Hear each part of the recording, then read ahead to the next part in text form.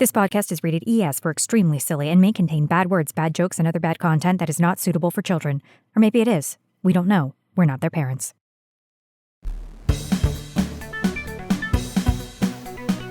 You're listening to the Starforge podcast with Scya and Mal, two nerds who have a lot to say about Star Wars: The Old Republic and all its features. Rest assured, the podcast is working as intended. This is episode 4. Pay for what you get.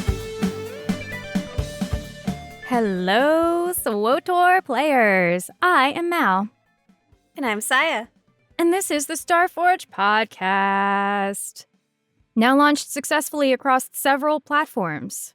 Except Apple, which we finally did manage to submit it. We learned some wonderful, wonderful tech workarounds, and I didn't have to go into a Mac store and try to type in my credentials there. I did suggest that for her to just go to an Apple store and pretend she wants to buy an iPad just to press continue on the terms of service. The customer support person will say, "Ma'am, what are you looking for in an iPad today?" And I'll say, "I like computers." I would like to buy one eye product, please. Oh, God. Luckily, it didn't come to that. Luckily, it just came to tabbing to the continue button and pressing enter on my keyboard. You did it. Wow. So Apple. Biggest bunch of bullcrap I've ever seen. Wait, don't badmouth them. It hasn't been fully accepted into the directory yet. Oh man, the most wonderful Apple website. I love using tab and pressing enter to accept all my things. From now on, keyboard only for me. Threw my mouse in the trash. Fuck a mouse. Use a keyboard. An Apple keyboard. So, we launched our show. I feel like it went pretty well, Scya. Have you heard some good feedback about this? Yeah, I mean, the first episode we knew was going to be a little awkward because we're both getting used to talking to each other. We both know that that was a given thing that was going to happen, but we're in a much better spot now, I think. And a surprising amount of you tuned in for it. I didn't realize how many players would actually be interested in a podcast. I've had quite a few people reach out and say, "Hey, you should start one." I would listen, but I didn't realize it would be in the multiple thousands of people. So I'm really excited that you guys are liking this. Let us know either in the YouTube comments if you're listening that way, or you can send us a tweet at StarforgeCast. Yeah, Miss Swtorista didn't think anyone would listen to her podcast, and she tags me on the tweets. God, rip my notifications. Look, how are they supposed to like this if there's no fancy videos in the background? These kids these days, they got no attention span. Well, I'll tell you what, I actually got a lot of positive feedback from some of my friends. The best feedback I got was from my friend. And he said I could tell this story on the podcast. It was about episode 2, Spacebar, please. And he texted me, he said, "There was an embarrassing for me part when you guys talked about a space bar for kind of a while, and it took me a really long time to figure out you meant a physical space bar on a computer and not a place for space characters to get space drinks." Oh! I thought it was such a wonderful pun in the title when you originally titled it. I was like, yeah, space bar, like a cantina. Oh, and it's also a space bar on your keyboard. Fantastic. And here I am talking about somewhere in the episode I was saying I want to replace everything with a space bar. Yes, apparently liquor me up. Oh man, it's making so much more sense to me now why he would think that, because he's never played SWTOR, so. Spacebar, it allows you to skip the in-game cutscenes and movies. Because you're too drunk to see what's happening. Because you hit up the spacebar. I've been in a lot of ops and flashpoints where I wish there was a spacebar in the thing. Man, have you ever gotten a chance to go to, it's called August Cantina. It's in Disneyland, in the Star Wars land. It's literally a space bar. Like, it's a fully themed Star Wars cantina. They also have one in downtown Los Angeles that I have not been to. That's called Scum and Villainy. And it's, once again, a themed bar. I want to go really badly. Oh, man, that sounds like a lot of fun. I haven't been to Disneyland since, oh, God, I don't even know. 2014? I'll post some photos in the show notes so you guys can see what this space bar looks like. But I think we've talked enough about getting drunk on our keyboard. Yeah. Although, hey, space bar is probably don't disappoint as many people as group content in SWTOR can. Disappointing other people. So, in this segment of Disappointing Other People, where we talk about things you can do with other people in the game, we're going to be talking about a topic that many of you may have never even heard of, and that is a sales run. Mal, did you kind of want to explain what a sales run even is? So, a sales run is usually a nightmare op, and 7 people in the group are experienced nightmare raiders, and they basically sell clears, achievements of that operation to an 8th person who wants the achievements or wants a decoration or a mount. So, basically, if you're that 8th person, you pay somewhere in the range of 300 million plus credits, possibly up to even 1 billion credits, depending on how hard this type of content is, and they will run you through. You get to either sit in a corner or, in certain cases, you may pretend to participate. Yep, that's pretty much it. Have you ever gotten to do one? No, I have never done that. Either I have never bought one, and the group I was in, we didn't sell them. I don't think very many groups do the sales runs because you really need to be a good, very organized team because you have to do it that hardest content in the game, one person short. Possibly with someone who's causing more chaos than just being one person short. Yeah, I don't know. I just don't. I don't know. We never did it, and I can think of better ways to make money personally for me. There are some people out there, though, they are just machines at doing sales runs. I know of one group who used to do it, and I heard recently, though, they stopped. They stopped doing it. They were tired of it. I've actually gotten a chance to do one. We'll talk a little more about my feelings on sales runs later. They're very mixed. But I got a chance to do one. A friend really wanted the cosmetics from an operation. They had credits. They didn't have the time to learn to be a nightmare caliber raider, and they didn't have a team to do it, which is a whole nother hurdle. And they said, hey, so the buyer or the seller said we need at least 4 people to do it. I know you have credits. Do you want to come along for fun? And it was for a boss. I'm having trouble remembering the name. It's the secret boss on Yavin 4 that has a ton of steps. It's a big purple glowy thingy. Oh, the one in the cave? No, it's Ancient Threat. It's almost even more secret than those 2 other secret bosses that you're probably thinking of, Dreadful Entity and Hateful Entity. And this one, if you're doing it with a less organized group, you almost want like 24 plus people. Like it's a crazy boss. I've never even been on a run of it before. I was like, maybe one day I'll organize this with my guild somewhere down the road, but it's such a huge process. I never really got around to it. And so I was like, sure, I'll drop whatever millions amount of credits and come along for fun. I'll come on one of my non-main characters so I can save my main character to actually do it with like a group that I consider mine. And it was so cool. I thought they were gonna be like a hot mess. Like for some reason I thought they were going to be like really rude, like look down at the buyer and stuff like that, but they were literally what you would expect. They were a group professionally selling an organized run of a piece of content to someone who wants to do it but can't do it otherwise. It was actually a really positive experience, and I got to ask a lot of questions, and the raid leader, that was actually Prez, for anyone who knows him, was super willing to like answer all my stupid questions, like how does someone even find out about this, how much does it cost, what do you need to know, how would they even contact you, stuff like that. So, you said earlier, Saya, that you had conflicting feelings about this. So, let me ask you this. If you buy a sale run of a nightmare op or an ancient threat or a hateful entity, is that cheating? Well, you see, Mal, approximately 7 to 8 years ago, when I first started getting into progression rating, I had a big old stick up my butt. And I would have said, hell yeah, it's cheating. You're paying your way to something that's really hard to get, and you should earn it, and you should do it with a team, and you should never pay for it. I'm gonna absolutely stick up my nose at you. Go on. I was like a super judgmental, especially when I first started playing. Yeah, like I said, stick up my butt when it comes to achievements and stuff like that, that they should absolutely be earned. Since then, I've met a lot more people. I've learned a lot more about how people like to play the game, and that my way or the highway is not a stance I should ever be taking about pretty much any topic. And so I've actually learned a lot about it. I've learned about the type of groups that like to run it and why they like to do it, like what they get out of it.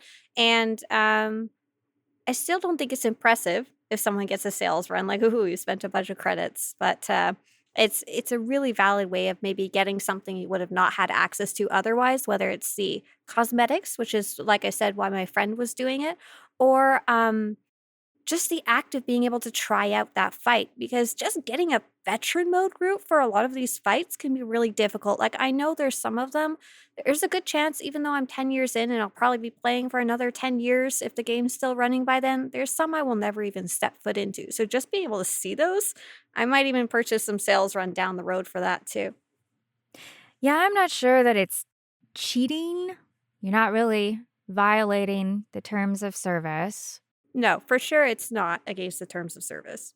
So, I mean, at the end of the day, I really can't care too much about what people do, how they spend their money, and if they just want to not really do any work and get achievements.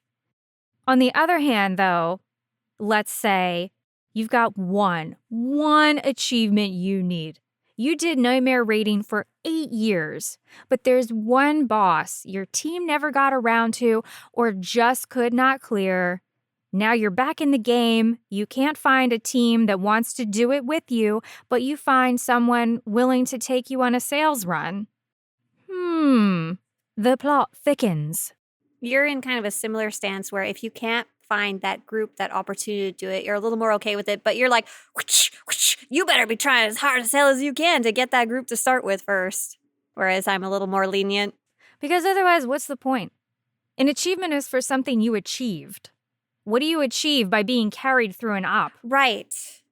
That's actually how I feel about like my personal playthrough. While I'm a little more lenient about like whatever everybody else wants to do, they can decide. I will probably never purchase a sales run for my own achievements. I really enjoy progressing through with teams that I've worked with for a while, like friends or guildmates and stuff like that. And I'll probably never ask to be carried through either. I've got a big name, Mal. I don't know if you knew, but I'm famous. I've had multiple just nice other players from really experienced teams saying, "Hey, my team is very easy at clearing this kind of stuff. If you ever want to come for a night or two, we'll get it free." And I'm like, it's not really.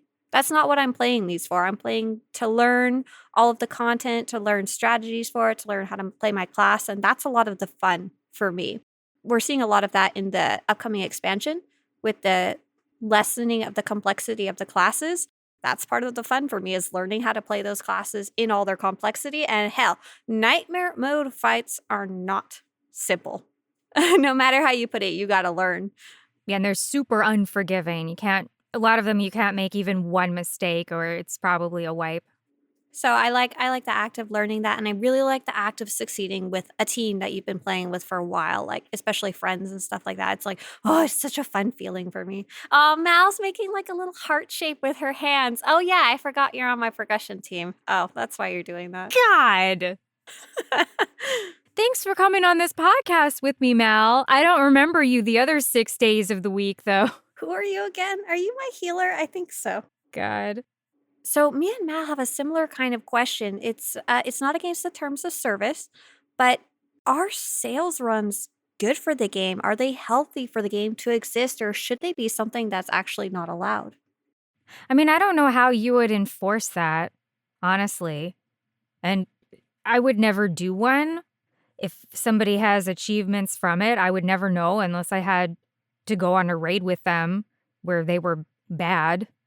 Or maybe they were good and they just needed that one last achievement that they never got. But in terms of health of the game, I don't think it impacts it at all. And I don't care if anyone buys a run. Spend your money how you want. Buy all the runs you want. I don't care. I always considered it like super cheating when I first started the game. Like, ooh, why should George, who has 100 million credits, be allowed to buy a run? And this is back in the day. It probably only cost like 2,000 credits because we could barely had 2 credits to rub together. I was so poor when the game first started for like the longest time. Oh, God, we went to ops uphill in the snow with cardboard boxes for shoes. Why should George, who has 100 million credits, be allowed to buy a run? Why should only people who buy cartel packs with real money and then sell them for credits be able to buy a run? Why should Caesar just get to stomp around like a giant while the rest of us try not to get smushed under his big Meat! I thought it was very unfair Oh, and very, like, kind God. of a gross thing to exist in the game. It was almost like real world trading. I don't feel that way anymore, though. This is a past feeling. We're over that. We're over that. I told you I was really stuck up about it when I first started. I think it's fine though. Now I understand a little more why those teams are doing it. It's a way for them to have fun, not just make credits. Honestly, the credits per hour ratio is not great. Like, you could probably be making better credits playing the GTN, I don't know, going back in time and spamming your referral link in Gen Chat. But it's part of their fun to be able to be an organized team enough that they can run it with only 7 people. And there's a certain amount of prestige in being part of a sales run, it seems like, because you got to be kind of the best of the best to carry a team like that and be super organized.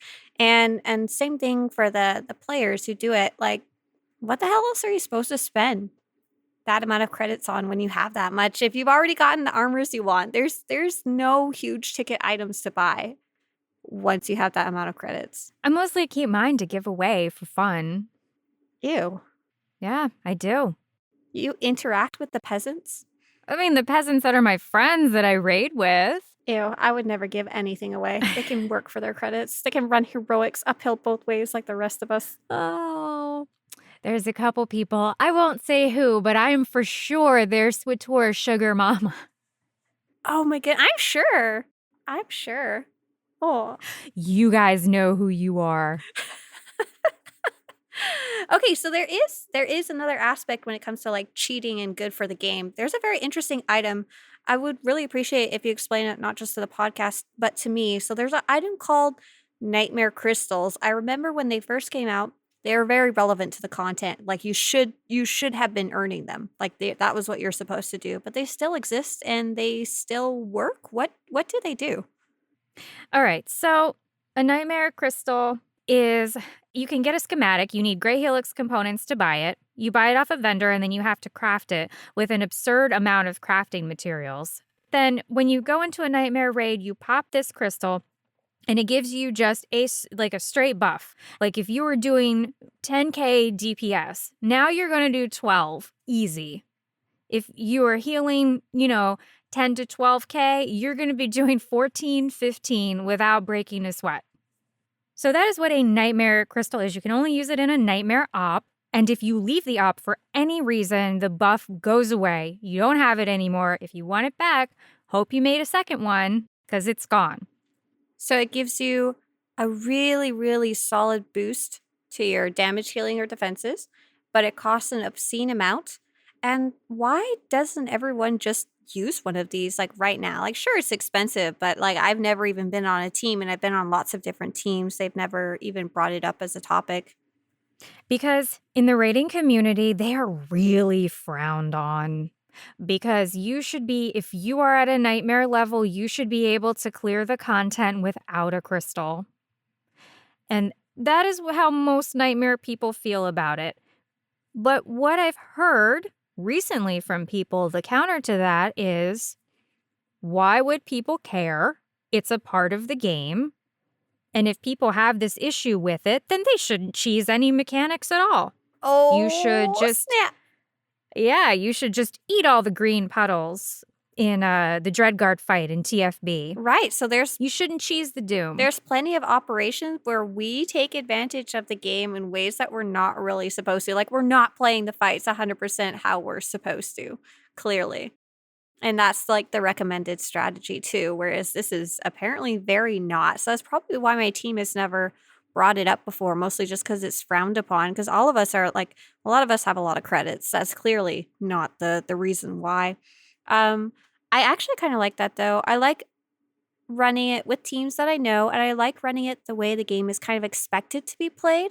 If there's any really, really big cheeses, I actually don't really want to do them with my teams, especially if they're the kind of stuff that'll get patched out. But I guess Nightmare Crystal is weird because it's not going to be patched out. As far as we know, it hasn't been removed all this time that it's been a part of the game.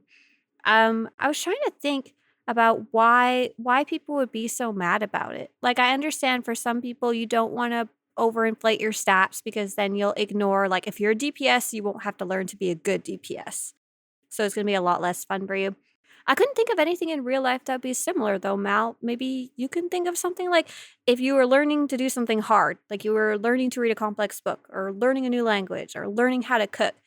If you got help with those things, people would be like proud of you. Be like, "Good job, you got a dictionary to help you." But in SWTOR, picking up this item is considered like bad, and I can't figure out why it feels that way. Well, because it just buffs you overall. It gives you more health. It just makes you better. It's like if you're an athlete and you take a bunch of steroids. That's the best analogy I can come up with. But you didn't actually do any extra work. Right. You didn't do any learning. You didn't do any extra physical training. Right. You didn't do anything to make your rotation better. You didn't do anything to improve yourself or your gear or how you play or manage your DCDs. You just pop a crystal and you're just doing more damage, doing the same shitty rotation you've been doing. And to me, that's not why I go in nightmare raids. I go in nightmare raids to be the best I can be without steroids. And there are... Mal's gonna be the best around. No, we'll be no sued. One's gonna... Stop it. Oh, right. Suing. Okay, sorry, Apple Podcasts. Okay, speaking of cheating, is this pay to win if you buy a sales run? Well, yeah, because you're paying to win. You've paid your money, Yeah. and I assume at the end, you win. Pay to win. So pay to win has really changed what it means over the years. From what I understand, what it originally meant was in any capacity, you could pay real world dollars to purchase some type of advantage in a game. And when as gaming timeline progressed, back in the day, you couldn't. You'd buy the game and you play it. There was nothing you could buy. There was no cash shop. There was no upgrades. There was like maybe an expansion you could buy, and that was more for more content. But with cash shops of various capacities being added to all these different types of games, the meaning kind of changed a lot. I think where people really, really draw the line is when you have to pay to progress in a meaningful way. Like, let's say you couldn't level up from level 55 to 60 without grinding out 80 hours or paying $20. I think that's kind of what people worry about when they say pay to win these days, like pay to actually progress in some way. SWTOR technically has a bit of that. You can buy XP boosts. You can buy level 70 tokens.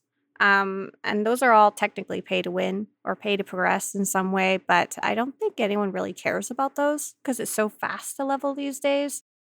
Yeah, you buy a boost or you buy a boosted character, but what did you win? You won a level 70 character that you still need to continue leveling up. I guess. But, I mean, I guess you'd have to define what is winning. Because to me, you can buy a boosted character, you can get to 75, you can buy credits in real life, and you can buy gold augments for your gear. I think you can buy other gear on the GTN. It's not going to be optimized, though. You can't buy that. But you can get it, yeah. You could very, very easily buy cartel coins, buy a cartel pack, and buy your armor. Your 306 armor won't be optimized, as Mal said, but you can purchase your way to a lot of things in SWTOR. I think a sales run is kind of weird because that's when you're very much expected to earn. The game doesn't have any type. There's no GTN of sales runs or anything like that. It's just a weird one. But yeah. So you can buy stuff.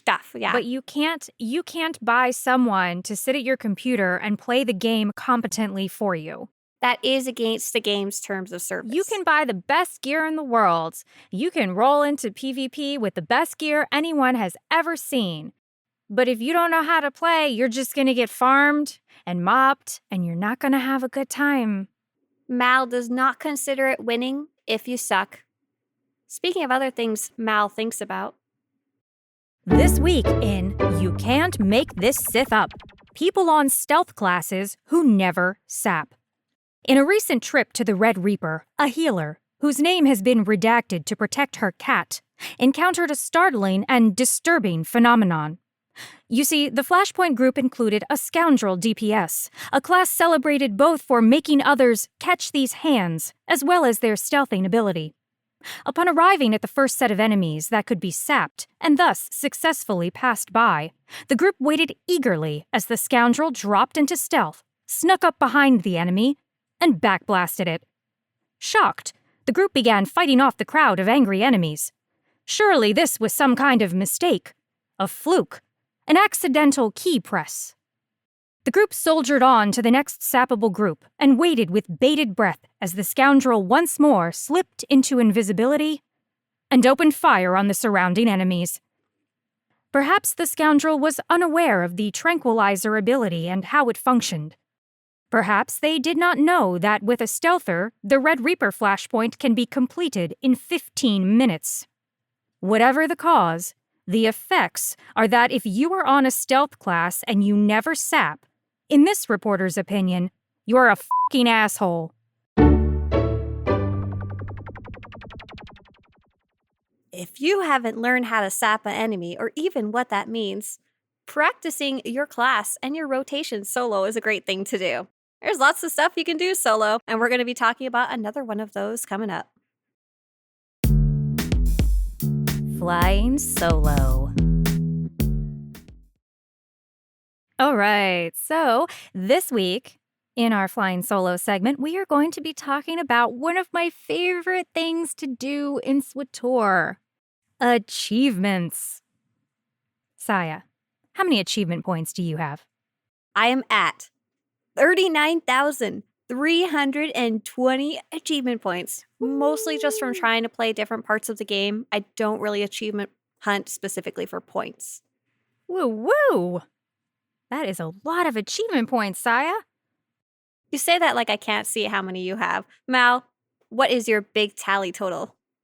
My big tally total is 54,015 achievement points. Hoo-wee, ha, mama! So that being said, you still have a lot. 39,000 is a lot. Yeah, I was surprised. What are some of your favorite or most fun achievements that you have achieved? So some of my most fun ones, we talked a lot about operations earlier. I really like doing them with the teams, with friends, with guildmates. So when I get one of those veteran mode or the very few nightmare mode ones I have, I am so proud. I'm like, yes, I need to post this so everybody can see it. I'm really excited about one we did recently. Mal was actually part of my team for that. She's got a big grin on her face right now. And that was for the Apex Vanguard, the final boss of the newest operation, Nature of Progress. And that was in veteran mode. And dang, it was hard. We were getting really discouraged. And one of the reasons I'm so proud of that one is because I advocated for myself and the strategy that I wanted to use a little more than I normally do. And that big change in strategy that was actually suggested by another guide creator named Merlin. And we were able to pass it with a lot more flying colors at that point. And that fight takes a lot of effort from every player to really learn their class, to optimize their DPS, to optimize all the different mechanics of the fight, and to stay awake. Be able to stay awake, right? It's a long fight. And to stay awake during what is a very, very long and boring fight. So I was just so proud to have been able to be the main tank of that one. I'm like, yeah. So I'm excited about any of those. For solo ones, when I was a preferred player, I spent a lot of time hunting down achievements because there was a lot of content that was either less optimal to play as preferred or I was locked out of. So I went and looked for the Beastmaster, Lore Master, Datacron Master, and Galactic Explorer, and all of those I found really fun, very explorational, very imaginative activities to go do. And I thought of one more, the space missions. I actually have 100%ed those, and they're really fun because a lot of the achievements are hidden, and you get to oh, you look them up and you're like, oh my God, I can destroy that part of the map. Like I can annihilate an entire space station. Man, I was proud of myself just for shooting down like 25 TIE fighters earlier. So that one was a really fun one to go hunt down. What about you, Mal? I know you have a lot of nightmare mode ones that I don't have. So what do you got? It's getting hard to pick what we do now in Nightmare because I'm really down to just a few things that I need. The DP Nightmare timer run. I need... So that's running Dread Palace on the hardest mode, right? But you have to do it on a timer. A ton of the operations have that. Do you have most of the timer ones? I do. That's the last timer one I need is to run DP Nightmare in 1 hour. Aside from that, that's really it. I have a couple one-offs like surviving Styrac Nightmare mode, surviving Terror Nightmare. And you'll get those eventually kind of thing, yeah. I will get them eventually, but like there's none really except for God's, which not my cup of tea. So I don't know if I'll ever get God's Nightmare, but that's my choice to really not try to do it. Duxon Nightmare, which I'm hoping one of my groups will start pulling again. Is that a wiggle waggle in my direction, or is that in your own group? Because I don't think my group is heading in there. I don't have enough attention span for that. We just finished veteran mode. No, that's in some of my other groups. Oh, good luck, Mal's other groups. You heard it here. If you don't run it, she's going to leave you in the dust. Yeah, so that's what I'm hoping to do in the future. Some of the most impressive and cool ones I have some of the Duxon extra achievements. One of the most fun ones we did was I Guess We Win. That's where you defeat the Huntsmaster without him actually dying, and he kills Shelly. He'll kill Shelly? He'll kill Shelly. Yep, he'll roll up to the lake. That's so sad. And kill her dead. And then the fight's over. It's really funny. And another fun one in there is on the Trandos fight, Pain Train, which is where you kill all of them together with one train. Oh, I always wanted to do that, just in like story mode or something, because it's so fun watching two of them getting smushed. Can you not do it in story mode? You can do it, but you won't get the achievement. Oh, new goals. Got it. We did it in 16-man. That fight is kind of a joke on 16-man veteran mode. It's easy or it's a hot mess? No, it's very easy. And then I know we've talked about in previous episodes that you don't just run operations. You and your friend really like to go do flashpoints. Do you have any cool achievements from there? We have the meat bag achievement, the one where you kill HK in the foundry and in the other one that I forget now. And actually, it's not my favorite, one of the most pain in the ass flashpoint ones to get is Mandalorian Raiders. It's nuts because in the second fight, you have to fight all 4 of the classes. So if you're pub side, you have to fight one of each of the classes. You have to fight the warrior, an inquisitor, a bounty hunter, etc., etc. And then you have to go back and do it again 25 times on the imp side because you have to fight a commando, a gunslinger, a Jedi Knight, and a consular. Oh my god, so you have to either run that flashpoint or at least that specific fight 50 times to get that achievement. That is more flashpoints than I have attention span for. And you have that one? We did get that one, yep. My applause for you, Mal. Thank you. Thank you. How about you, Scya? For flashpoints, I don't know if I ever cared too much about them. I always saw the achievement about Manon, though. Maybe you know about this one, the one where you have to go kick canisters? Yes. How does that one work? And do you have that one? I do have that one. It's those little Colto Healy canisters that I just love. But anyway, in this flashpoint, you're supposed to kick them, and you have to kick an absurd amount of them, like I think 750. It's like 200 or I don't even know. Something like that. In the flashpoint, you have to break these canisters for an achievement. What about impressive achievements? I'm still like on my high of defeating Apex Vanguard. I'm rolling around, be like, I'm a hard mode raider now. Brr, brr, brr, brr, brr. I think that's great. And going back to ones that are fun, I really actually had fun doing the master mode uprisings. Oh gosh, I don't even know if I've probably gone into those. Is there any really interesting achievements for those, or is it just run them X amount of times? Well, you have to run them, beat them. A lot of them, they have these little extra achievements. Like I threw 100 grenades. You use 100 stims in the fight. Mm-hmm.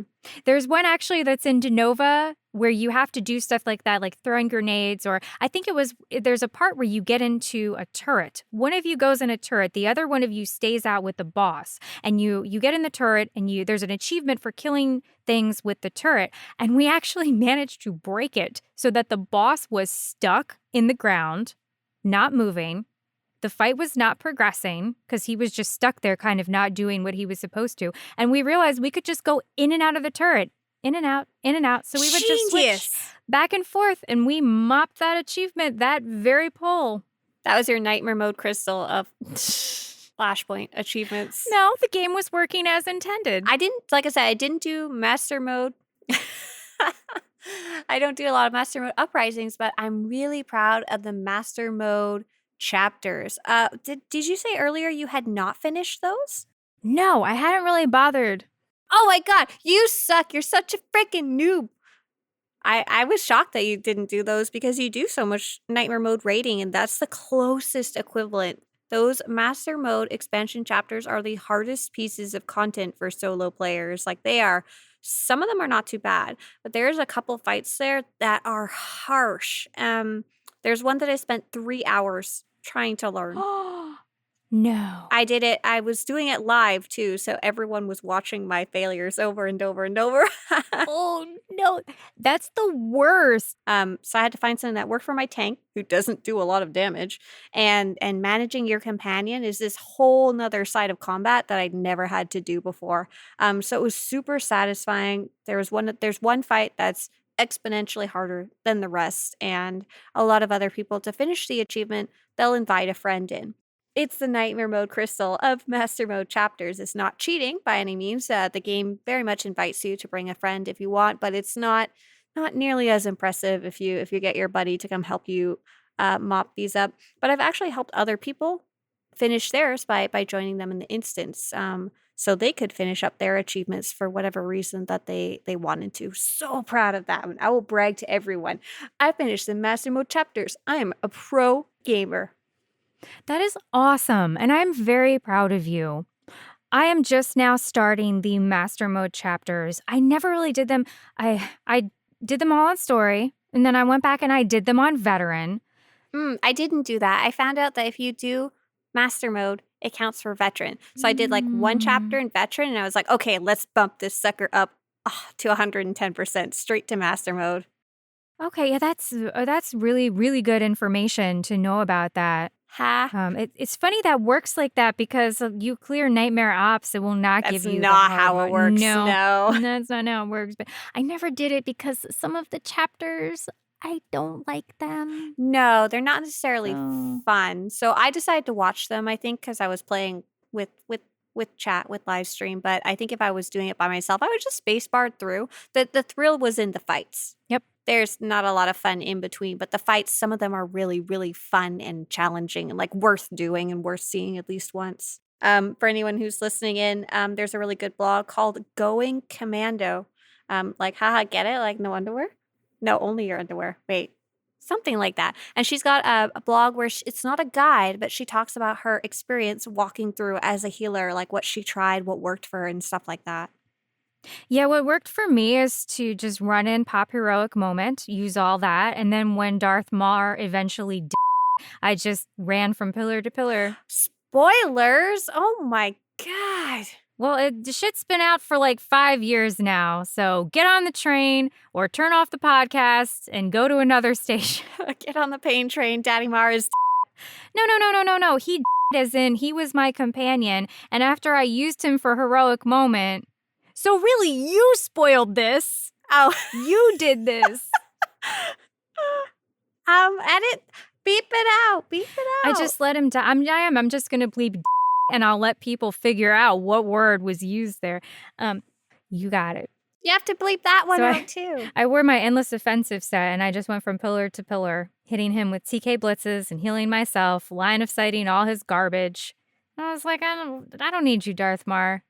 That was my problem. I was operating in the chapter thinking that I really needed a companion to beat it.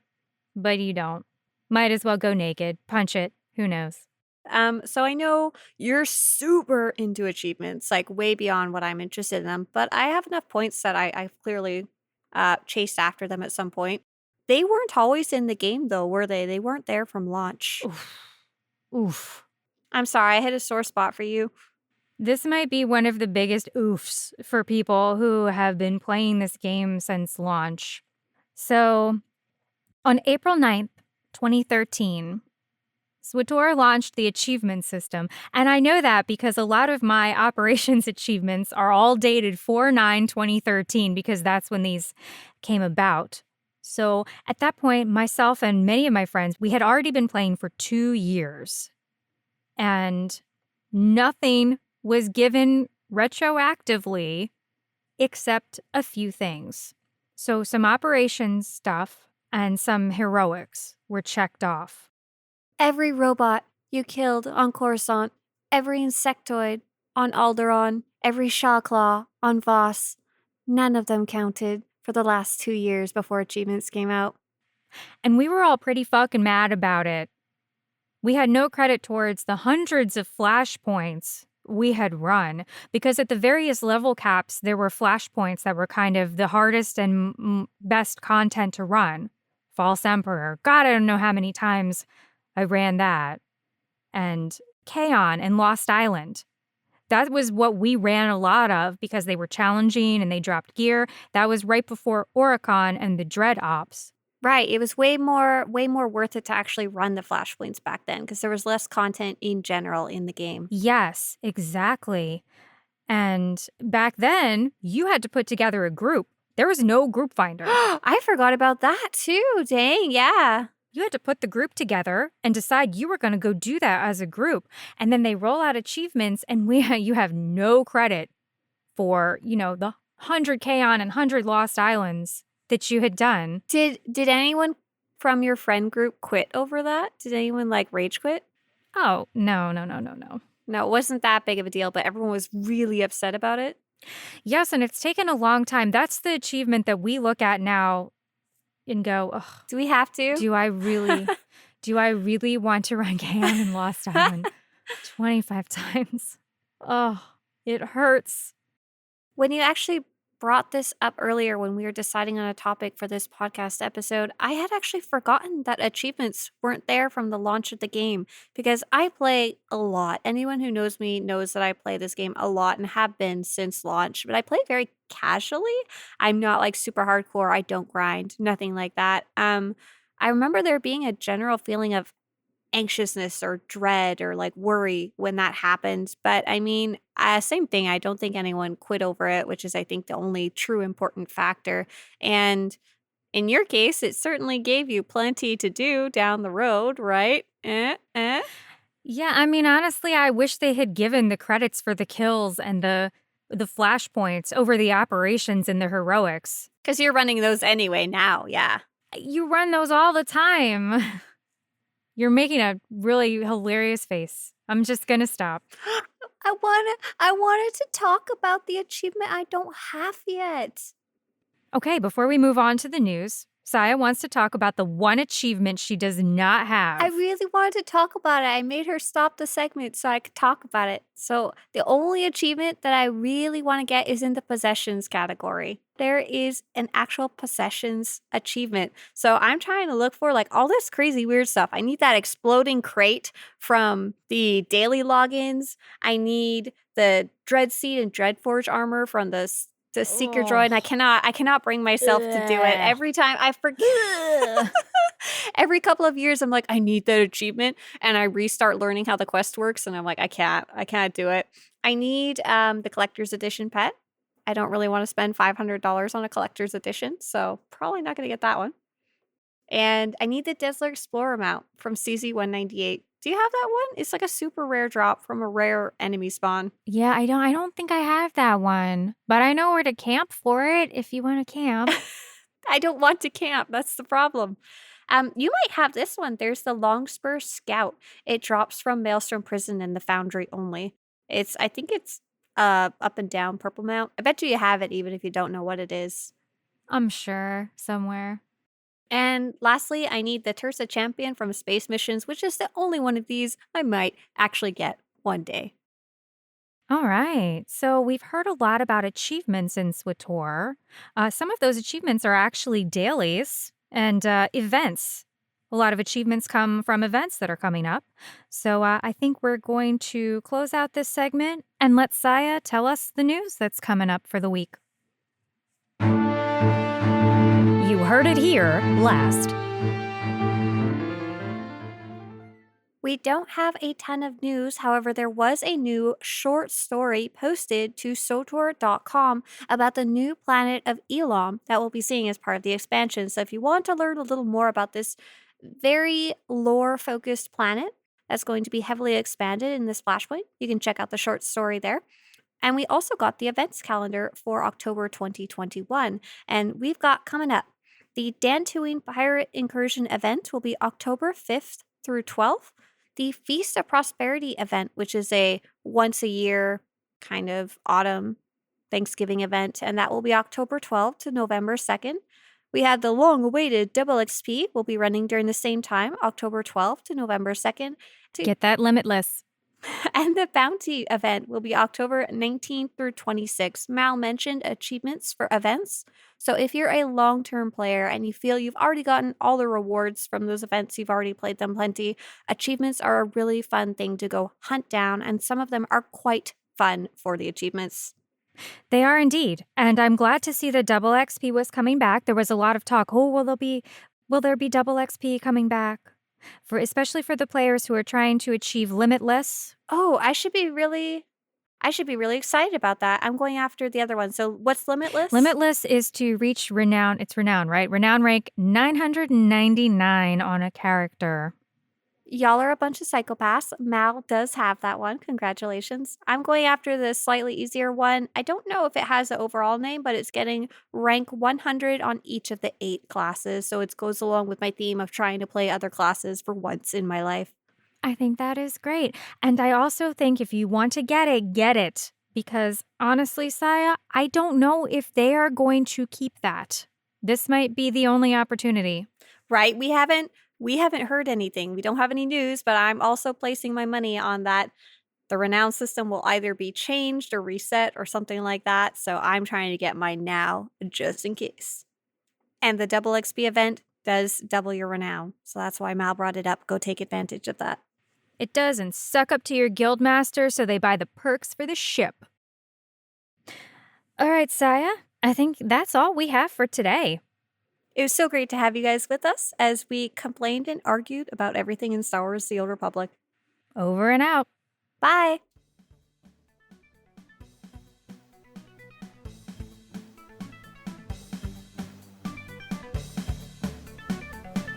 You've been listening to the Star Forge podcast with Scya and Mal. We know you have your choice of podcasts, and you chose the right one.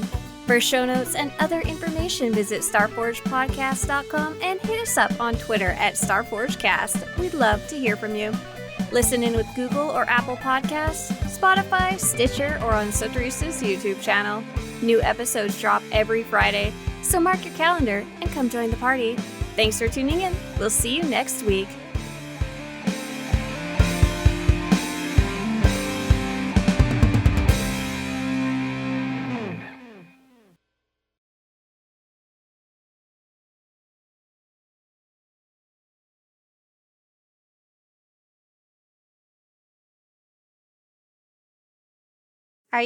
Are we paused? Are we paused? No. Just keep it rolling. I ain't blow my nose and I don't know how to mute my microphone now. Well, just turn your head away, blow your nose. Oh my God. I'll just cut it out. I won't even put it in the outtakes. My other microphone had a mute button. Oh, you just turned the gain to 0. I can't. I have to be like... Well, I don't know what to tell you about that. I'm just complaining.